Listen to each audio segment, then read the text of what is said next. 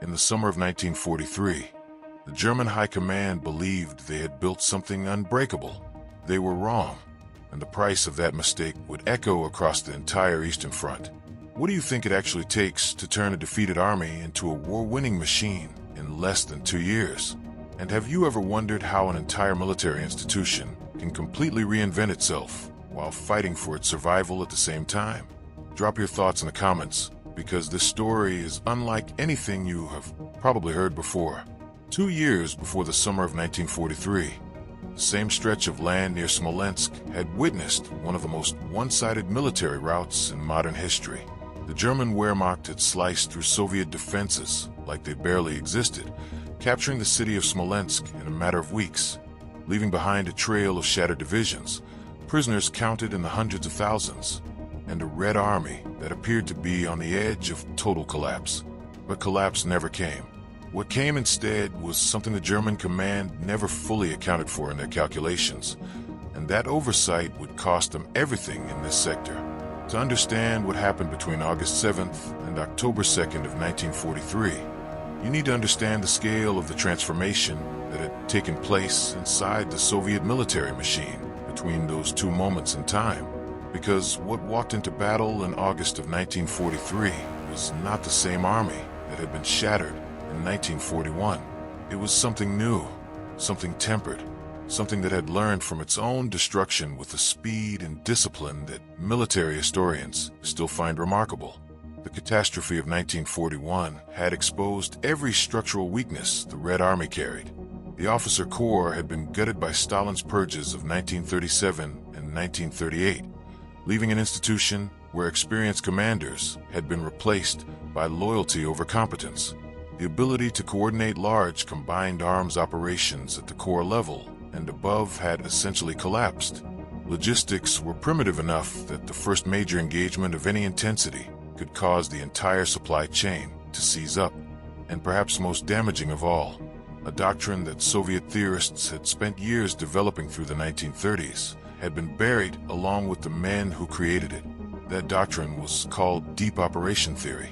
It had been developed by Marshal Mikhail Tukhachevsky and a generation of forward-thinking Soviet military minds. The core idea was elegant and brutally effective when applied correctly. You do not simply punch through an enemy line and hope for the best. You apply simultaneous pressure across multiple layers of the enemy's defense at the same time, creating ruptures at the front, disrupting command and logistics in the middle, and sending mobile forces deep into the rear to exploit the chaos before the enemy can reconstitute a coherent response. It was a doctrine designed to make defensive recovery nearly impossible, and then Stalin had Tukhachevsky shot, and the doctrine died with him. The Soviet soldiers who paid for that decision in the summer and fall of 1941 numbered in the millions. More than 3 million men were captured in the first 6 months of the war alone, a figure that does not include the comparable number of dead and wounded by any historical measure. These were losses that should have ended the war. Germany's own intelligence assessments projected that the Soviet state could not absorb this kind of punishment and remain functional. That projection turned out to be one of the most consequential intelligence failures of the 20th century, because instead of collapsing, the Soviet state did something extraordinary. It retrieved the doctrine from the grave, rebuilt the institution around it, and began producing the material and the commanders necessary to make it real. Stalingrad in the winter of 1942 to 1943 had been the first major demonstration that this rebuilding was bearing fruit.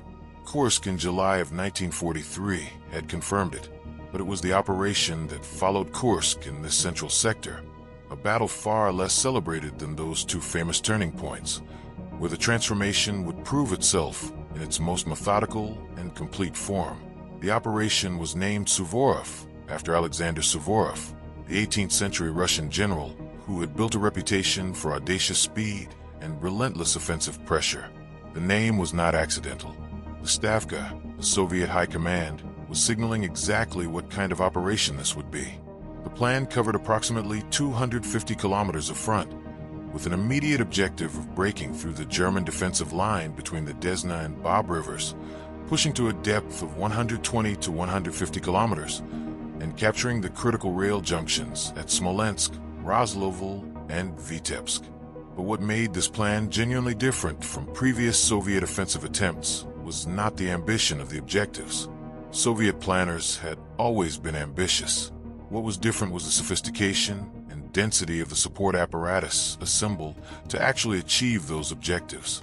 That gap between ambition and the practical capacity to execute had been the defining tragedy of Soviet operations in 1942.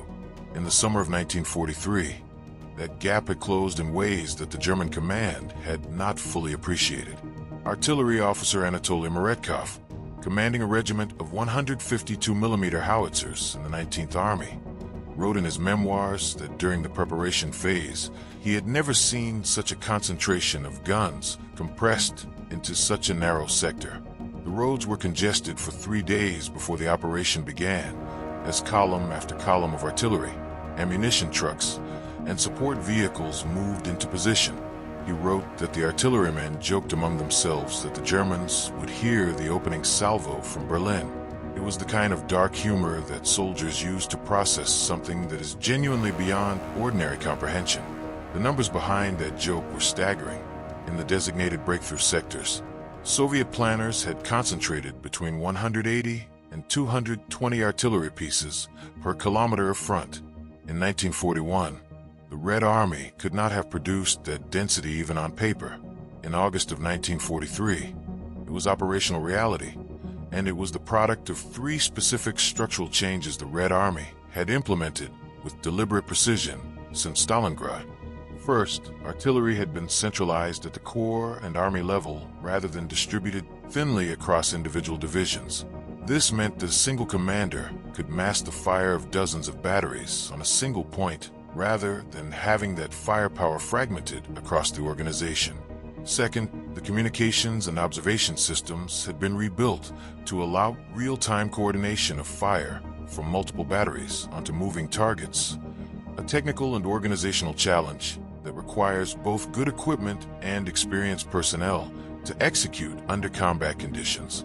Third, the logistical infrastructure behind the front had been pre-stocked with enough ammunition to sustain a preparation bombardment of between 45 minutes and 2 hours before the infantry assault, while still retaining sufficient reserves to support the exploitation phase that followed.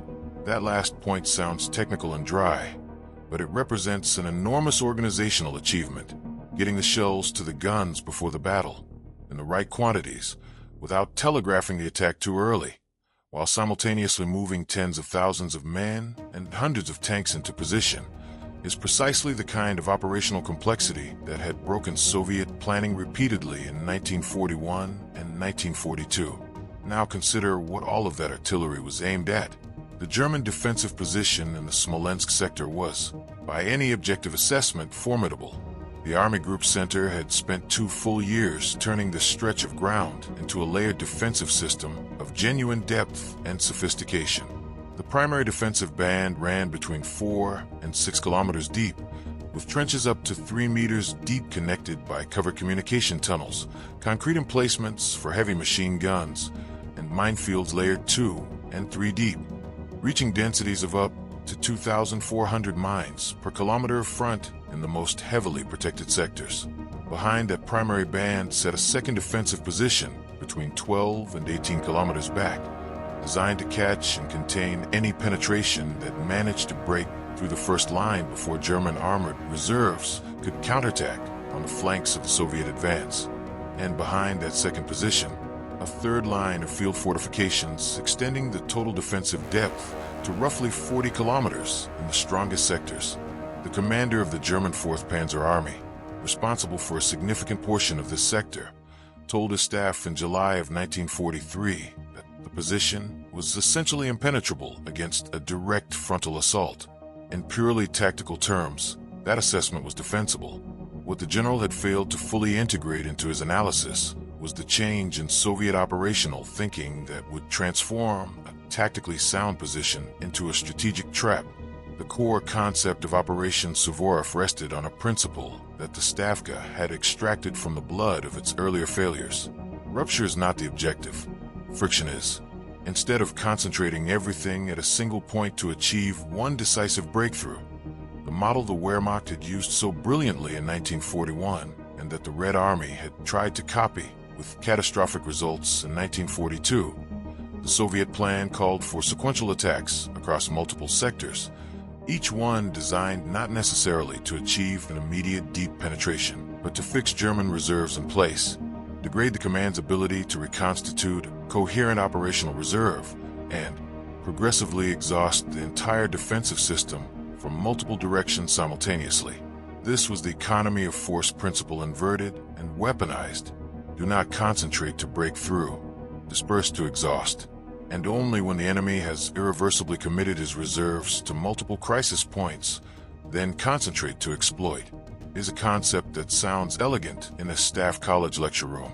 Executing it against a prepared German defense while absorbing the inevitable casualties of attacking a fortified line required an institutional confidence and logistical depth that the Red Army had simply not possessed 18 months earlier.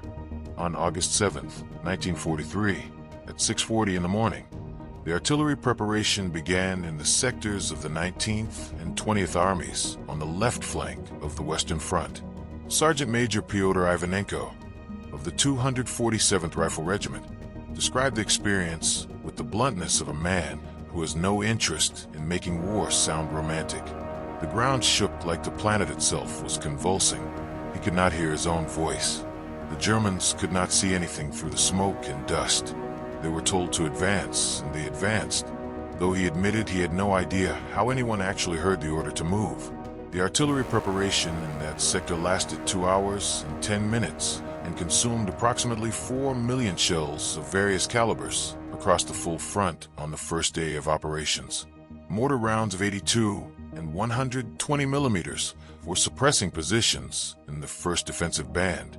Artillery rounds of 105 and 122 millimeters for destroying secondary positions and command posts, and the heavy 152 millimeter shells for cutting the supply routes behind the German lines and neutralizing German artillery batteries before they could respond. The result at the end of day one was not the spectacular breakthrough that Soviet propaganda would have preferred to report. The rifle divisions of the 1st Assault Echelon had penetrated between 3 and 6 kilometers into the German position in the main attack sector. Measured against the total depth of the German defensive system, that advance looked modest, but measured against the operational plan, it was exactly what the Soviet planners had anticipated and designed for. That initial penetration had forced the German Fourth Army to commit the 2 infantry divisions held as its immediate tactical reserve in the Spazdemensk sector. Those reserves were now fixed, and 3 days later, when the 31st Soviet Army launched its attack in the Yelnya sector 70 kilometers to the north, the command of Army Group Center faced the first concrete manifestation of the trap being set around them. There were no immediate reserves available to stabilize this new crisis point without stripping the first one bare. General Walter Model, commanding the German 9th Army in the northern portion of the sector, described the situation to Field Marshal Kluge in terms that reveal how clearly the German command understood the mechanism being used against them. He said the enemy was not seeking a breakthrough at any single point. They were seeking the paralysis of German reserve capacity. Every attack launched to stabilize one sector consumed the forces needed for the next one. They were being bled in a systematic and methodical way. Model's analysis was technically precise. What made it genuinely alarming was that it offered no simple solution.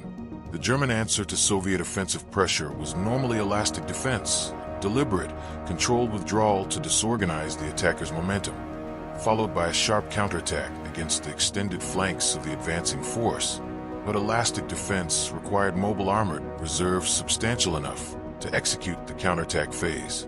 Those reserves had been consumed in the south during the Battle of Kursk in July, and rebuilding them in the central sector while simultaneously fighting in multiple crisis points exceeded the real logistical capacity of Army Group Center at that stage of the war. The German rail system in the central sector was already operating at its absolute limit by August of 1943. Under the combined pressure of worn-out rolling stock, Soviet air attacks on the rail junctions at Orsha, Vitebsk, and Smolensk, and the constant activity of Soviet partisan units operating in the deep rear of Army Group Center. The supply officer of Army Group Center estimated a daily deficit of between 400 and 500 tons in artillery ammunition supply for August alone, a deficit that grew with each passing day that Soviet pressure remained active across multiple sectors simultaneously. This progressive logistical collapse was precisely what the Stavka had designed the operation to produce. The battle of attrition that Soviet planners described explicitly in their operational directives was not simply about killing Germans, though that was occurring at an industrial scale. It was about destroying the capacity of the German system to generate coherent resistance by saturating every compensating mechanism that made that resistance possible. Tactical reserves were fixed by simultaneous attacks. Operational reserves were eroded by the need to patch multiple breaches, and the logistical system was degraded by the combination of air pressure, partisan action, and the massive consumption that constant defensive combat imposed on German supply stockpiles. The result was that every German division holding the Smolensk sector by September of 1943 was operating significantly below its paper strength in terms of actual manpower, available ammunition, and freedom of maneuver, and the losses it suffered in daily combat could not be replaced quickly enough to maintain the coherence of the defensive system. This is actually a good moment to ask you something. When you think about what turns the tide in a long war, do you think it comes down to better weapons, better commanders, or something more fundamental in how an institution learns and adapts? Leave your answer below, because the rest of the story speaks directly to that question. On August 24th, the Soviet 20th Army achieved the first significant operational breakthrough in the Dekoshina sector, penetrating 16 kilometers in a single day and threatening the northern flank of the entire German position in the central sector. This penetration triggered a command crisis in Army Group Center that illustrates the saturation mechanism perfectly. To seal the breach at Dekoshina, the German command had to withdraw from the Spazdemensk sector the infantry division that had been moved there specifically to stabilize the initial Soviet penetration from earlier in August. The result was that the Spazdemensk sector, which had been partially stabilized at considerable cost, immediately reopened under renewed pressure from the 19th Soviet Army, which had recovered its offensive momentum after just 8 days of logistical reorganization.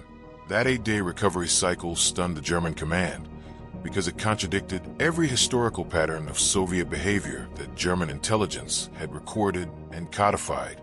In 1941 and 1942, a Soviet unit that had suffered serious losses in its first assault would typically require weeks to reconstitute itself for renewed offensive action. In August of 1943, the 20th Army needed 8 days. This acceleration of the operational cycle was the direct product of the logistical improvements the Red Army had implemented since Stalingrad, a truck-based supply system that allowed continuous resupply without exclusive dependence on rail lines. Prepositioned forward depots placed in the expected breakthrough zone during the planning phase, and armored repair teams that could return damaged vehicles to active service in a fraction of the time required in 1941. The Soviet air component of Operation Suvorov added another layer of pressure that the German defense could not effectively counter. The 16th Air Army under General Sergei Rudenko operated across 3 simultaneous levels throughout the operation, in a way that represented the mature application of Soviet air support doctrine. At the immediate tactical level, ground attack aircraft supported infantry assaults against specific positions in real time. At the operational level, medium bombers struck communication hubs and logistical centers between 30 and 80 kilometers behind the front. And at the strategic depth level, long-range strikes targeted rail lines and fuel depots between 100 and 150 kilometers from the forward edge of the battle. Coordinating all 3 layers of air activity simultaneously over the same operational sector had been completely beyond Soviet capability in 1941, when the Luftwaffe held such overwhelming air superiority that Soviet aircraft rarely survived long enough to influence ground operations meaningfully. By August of 1943, the situation had changed at a fundamental level. The 16th Air Army fielded more than 2,200 aircraft for the operation, including the new Yak-9 and La-5 fighters that could genuinely compete with the German FW-190 in maneuverability and speed. And the Luftwaffe in the central sector had been significantly weakened by losses suffered during the Kursk campaign in July. German air cover over the central front was stretched thin across too many crisis points to provide the kind of concentrated support that had made German defensive operations so effective in previous years. Colonel Hans-Joachim Rottmann, operations officer of the German Ninth Army, wrote in his campaign diary on September 16, 1943, a passage that captures the experience of that collapse with an involuntary precision that no historian could improve upon. He wrote that in the morning, the 2nd Reserve Company of the 2nd Battalion of the 219th Regiment had been lost closing a breach in the Yartsevo sector. By afternoon, the breach had reopened. By the following morning, there was nothing left to close it with. He called it the equation of their defeat. The Soviets had more of everything, and the Germans were running out of everything faster than they could replace it.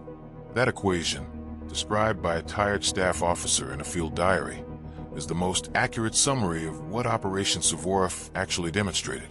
The great operational defeats of the Second World War are often portrayed as the product of brilliant maneuver or decisive tactical moments, and those elements exist in the record.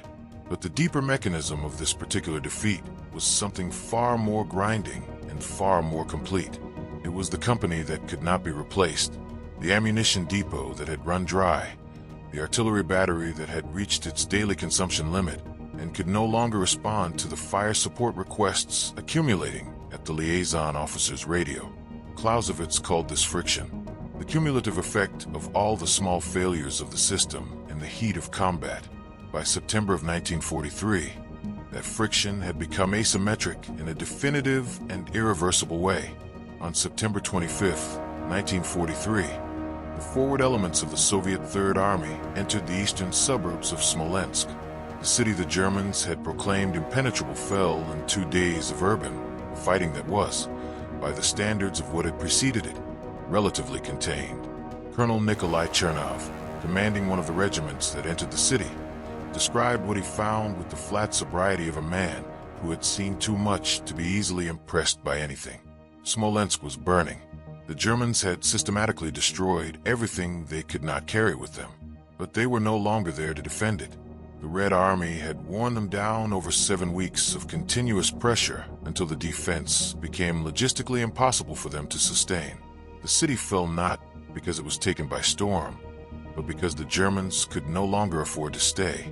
Chernov's observation is technically precise in a way that gets to the heart of what Operation Suvorov actually was.